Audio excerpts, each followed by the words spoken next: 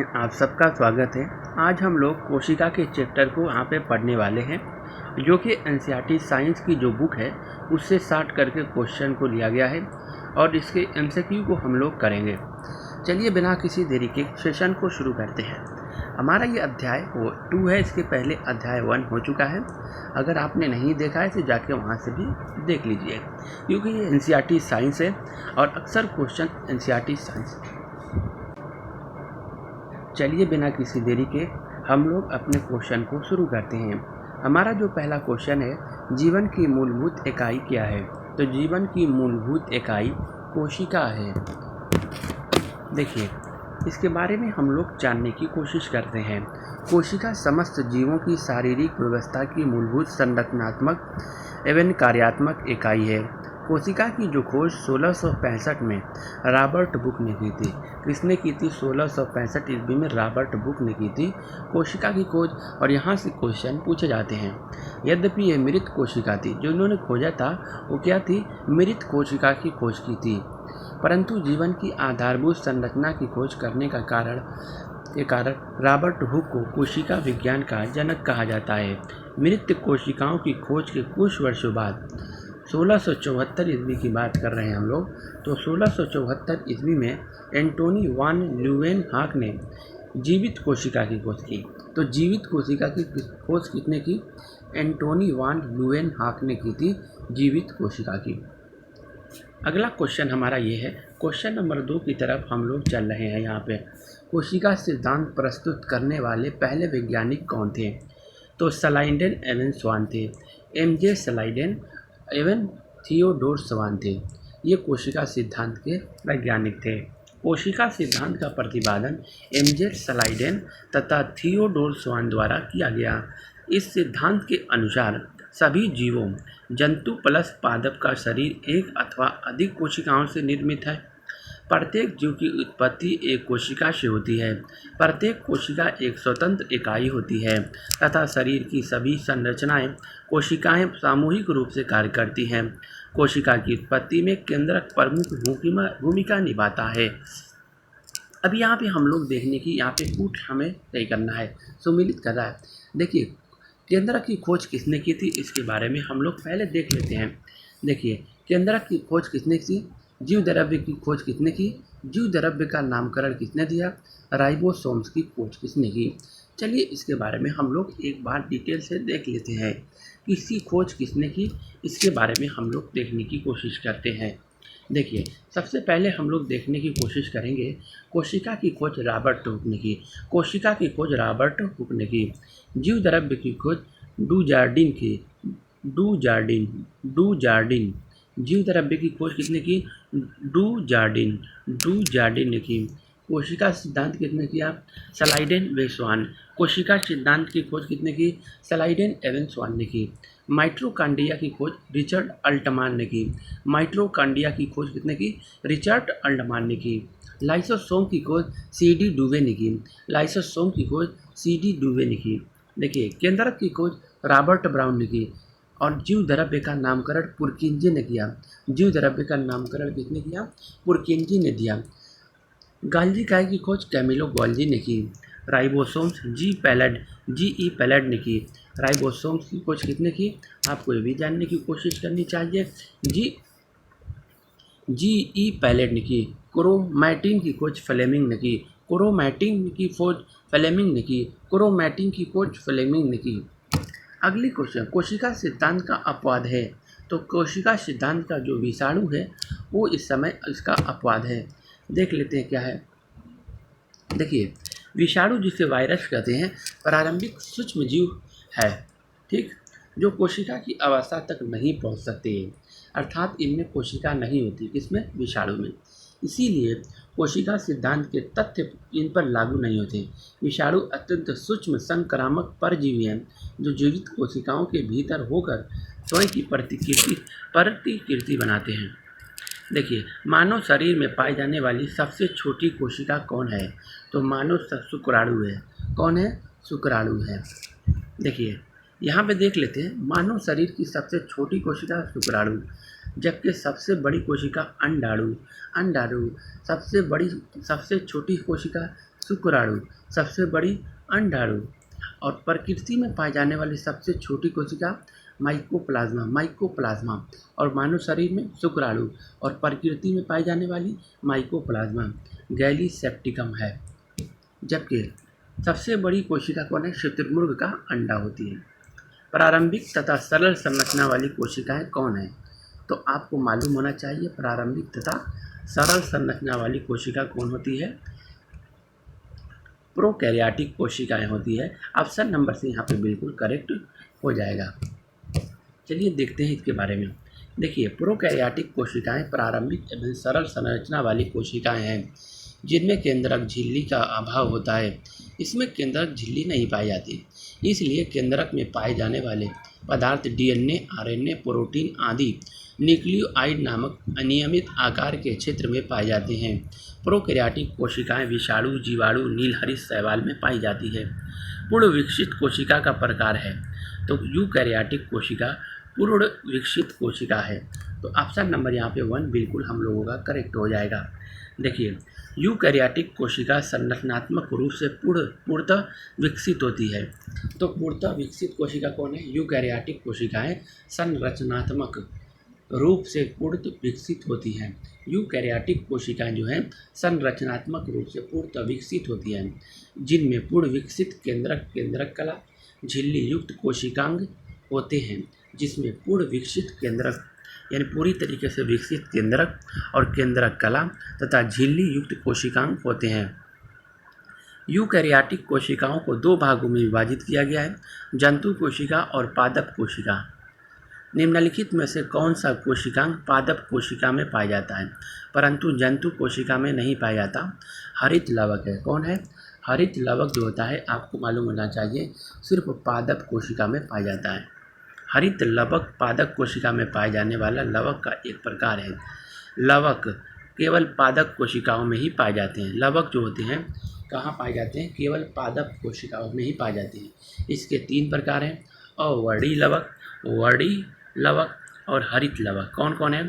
अवर्णी लवक, अवर्णी लवक, अवर्णी लवक, वर्णी लवक तथा हरित लवक है।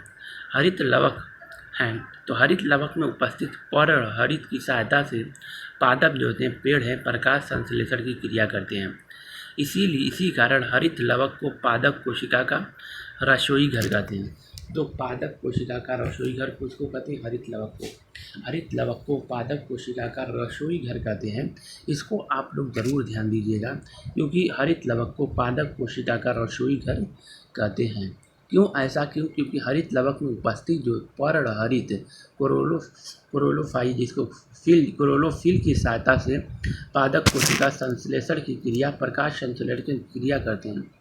इसी वजह से किस जीव की कोशिकाओं में कोशिका भित्ति नहीं पाई जाती है? मानव के कोशिकाओं में कोशिका भित्ति नहीं पाई जाती, इसलिए यहाँ पे ऑप्शन नंबर बी। देखिए क्यों?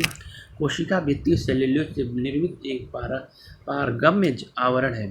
कोशिका भित्ति जो होती है वो सेल्यूलोज से बनी होती है और जो कि एक पारगम्य झिल्ली है जो कोशिका के चारों ओर स्थित होती है। आवरण है जो कोशिका के चारों ओर होती है, कोशिका भित्ति, जिसको हम लोग सेल कहते हैं। कोशिका भित्ति कोशिका को संरचनात्मक दृढ़ता तथा यांत्रिक सहारा प्रदान करती है। कोशिका जो भित्ति की बात करते हैं पादप, कवक, शैवाल तथा जीवाणु की कोशिका में पाई जाती है। जो कोशिका भित्ति कहाँ कहाँ पाई जाती है ये आपको देखना है। पादप में, कवक में, शैवाल में, जीवाणु में। किसमें? पादप, कवक, शैवाल, जीवाणु। पादप, कवक, शैवाल, जीवाणु में पाई जाती है। परंतु जंतु, मानव व अन्य जंतुओं में प्रोटोजोआ की कोशिका नहीं पाई जाती। परंतु जंतुओं एवं प्रोटोजोआ की कोशिकाओं में नहीं पाया जाता। अगले क्वेश्चन की तरफ हम लोग बढ़ने जा रहे हैं, बहुत तेज़ी के साथ हम लोग चल रहे हैं। कोशिका को जीवित अंश जीव द्रव्य कहलाता है जिसमें इनमें से शामिल किया गया है। देखिए आपको मालूम होना चाहिए कोशिका का जीवित अंश जीव द्रव्य कहलाता है। इसमें शामिल किया गया है, क्या क्या शामिल होता है कि आपको जीव द्रव्य में क्या क्या है? कोशिका द्रव्य, केंद्रक द्रव्य तथा अन्य कोशिकांग पाए जाते हैं। ऑप्शन नंबर डी, कोशिका द्रव्य, केंद्रक द्रव्य, अन्य कोशिकांग पाए जाते हैं। जीव द्रव्य की बात करते हैं जीवन की भौतिक आधार है, जीवन का भौतिक आधार है। इसके अंतर्गत क्या है, कोशिका द्रव्य, जीव द्रव्य के जीवन का भौतिक आधार है, ठीक है। इसके अंतर्गत कोशिका द्रव्य, केंद्रक द्रव्य और तथा अन्य कोशिकाओं में उपस्थित अन्य कोशिकांग पाए जाते हैं। इस कोशिकांग को कोशिका का ऊर्जा घर कहते हैं, माइटोकॉन्ड्रिया को कहते हैं। किसको? माइटोकॉन्ड्रिया को कोशिका का ऊर्जा घर कहा जाता है। कैसे कहा जाता है देख लेते हैं। देखिए, माइटोकॉन्ड्रिया अत्यंत महत्वपूर्ण कोशिकांग है जो विभिन्न आकृतियों, सूत्र, छड़ तथा गोलक के रूप में पाया जाता है। ग्लूकोज के एक अणु से 36 एटीपी अणुओं का निर्माण होता है, जिसमें से 34 एटीपी अणु माइटोकॉन्ड्रिया में ही बनते हैं। ऊर्जा उत्पन्न करने के कारण माइटोकॉन्ड्रिया को कोशिका का ऊर्जा घर कहा जाता है। इस कोशिकांग को कोशिका की आत्महत्या की थैली कहा गया है। लाइसोसोम जैसे ट्रिक है, लाई का मतलब होता है झूठ। जब आप झूठ बोलोगे तो क्या होगी, आपकी हत्या कर दी जाएगी।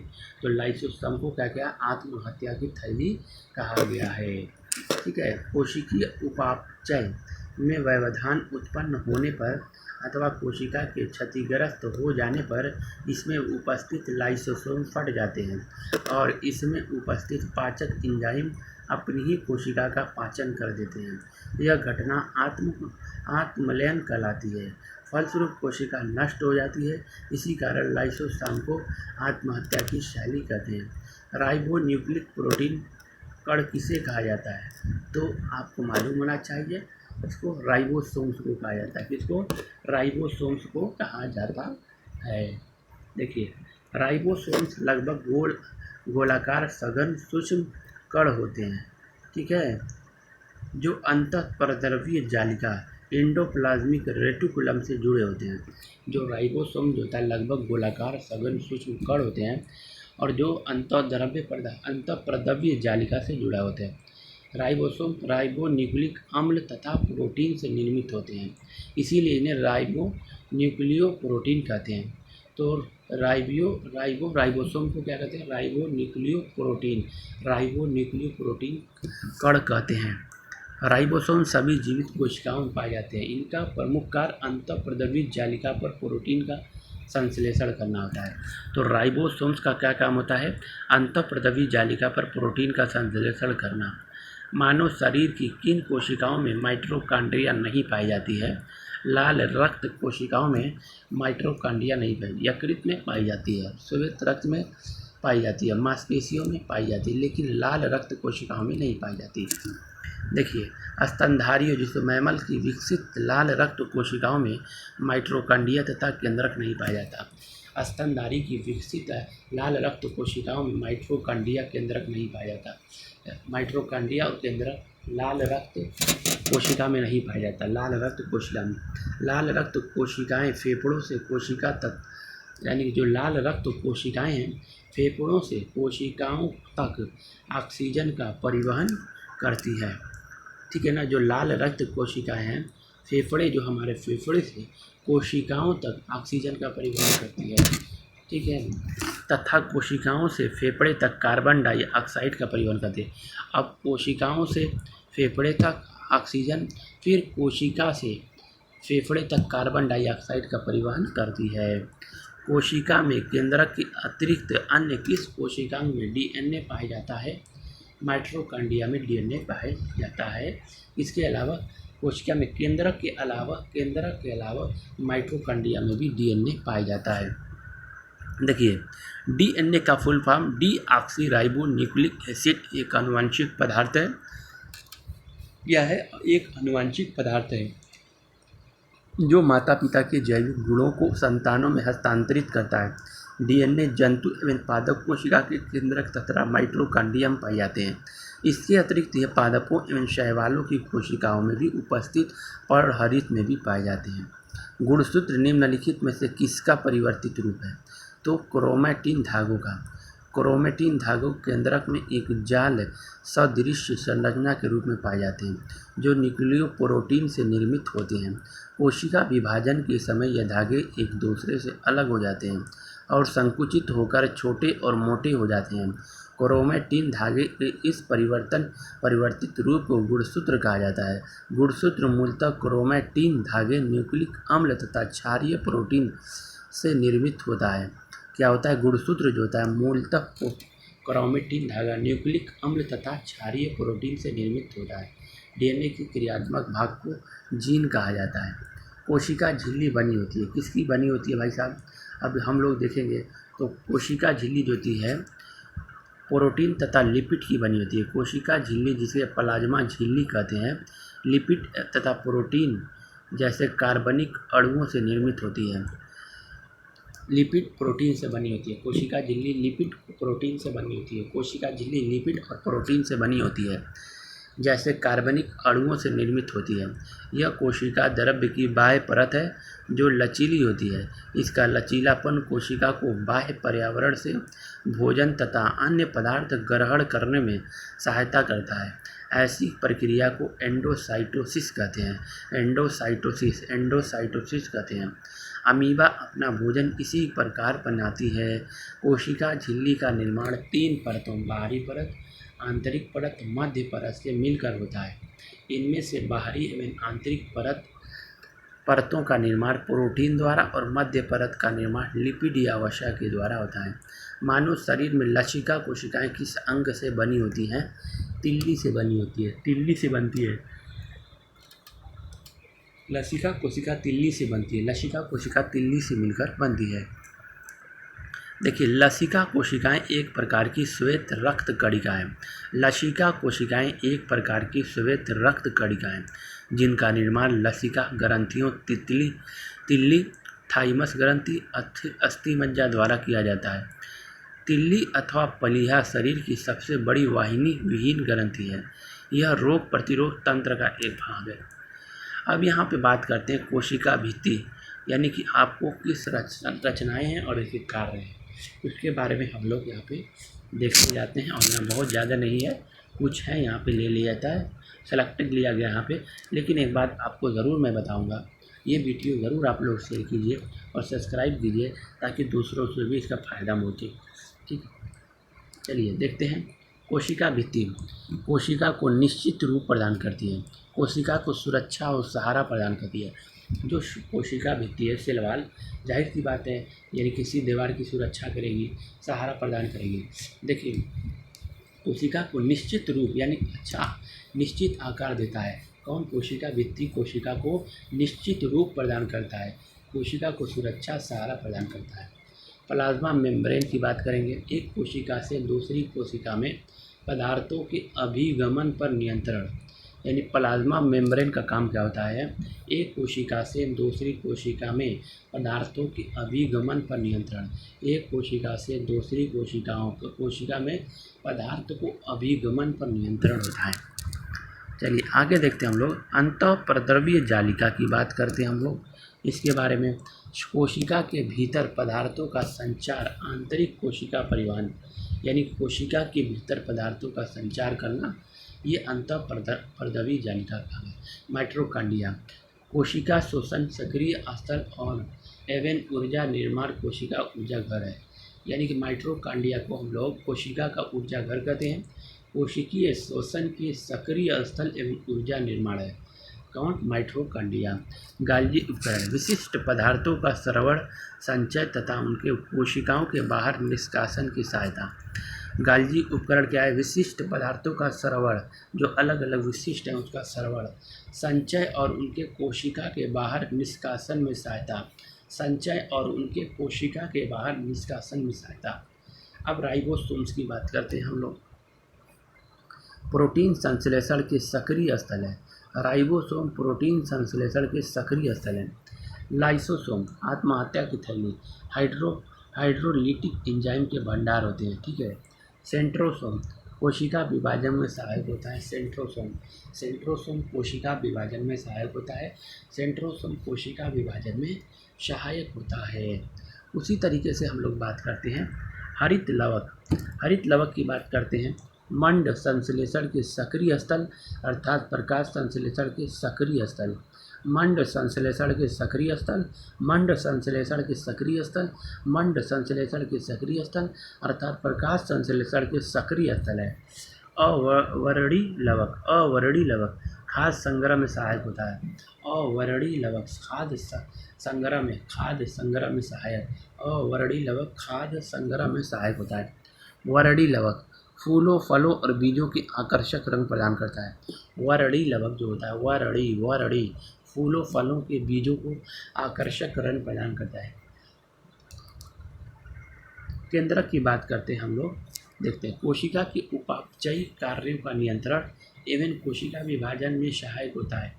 कोशिका के उपापचयी कार्यों का नियंत्रण, जो कोशिका के अंदर उपापचयी की जो क्रिया आती है उसको कंट्रोल लगता है और कोशिका विभाजन में सहायक होता है केंद्रक। गुणसूत्र की बात, जीन वाहक एवं कोशिका कार्यों का नियंत्रण। गुणसूत्र का काम होता है जीन वाहक एवं कोशिकीय कार्यों का नियंत्रण होता है। तो ये था हमारा कोशिका के बारे में चैप्टर था। आगे भी कुछ इस तरह से बायोलॉजी के आएंगे। अगर आपको ये वीडियो अच्छी लगी तो आप प्लीज़ इसको सब्सक्राइब कीजिए, लाइक कीजिए, शेयर कीजिए और दोस्तों तक इसको पहुँचाइए। और यहीं पे हम अपनी वीडियो को अंत करते हैं। जय हिंद।